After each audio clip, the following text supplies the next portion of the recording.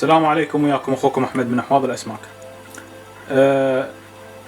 جاي اشوف خطأ كثير بين هواة تربية اسماك الزينة، انه نظام الفلترة مال الاحواض مالتهم يكون غير كفو لحجم الحوض. مثلا يعني هذا الحوض 450 لتر يحتاج افلتره 4 مرات اقل شيء بالساعة. مثلا هذا 450، خلينا نقول 500 لتر، 500 لتر في 4 يحتاج 2000 لتر بالساعة نظام فلترة.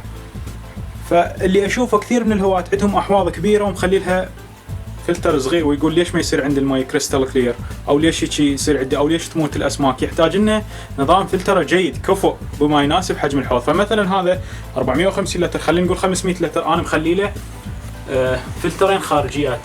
الاول هو فلوبال 305 ينطي 1000 لتر بالساعه، والفلتر الاخر هو فلوبال 403 هذا، فهذا هم ينطي 1000 ب1000 2000 لتر، يعني 2000 لتر بالساعه، يعني 4 مرات حجم الحوض، واللي هو اقل شيء.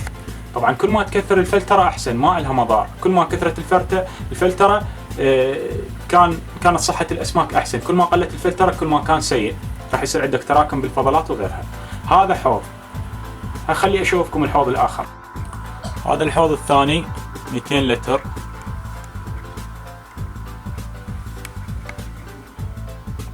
ومخلي له 2 فلاتر خارجيات. هذا يسمونه جي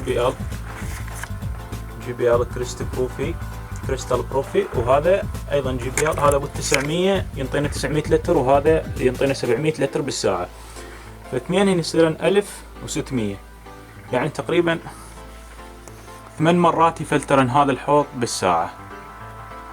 فهذا هو نظام الفلتره. طبعا هذا لانه يعني مجموعه تزاوج فيراد مي نظيف، فإنه أقل شيء 4 مرات يتفلتر المي بالساعة.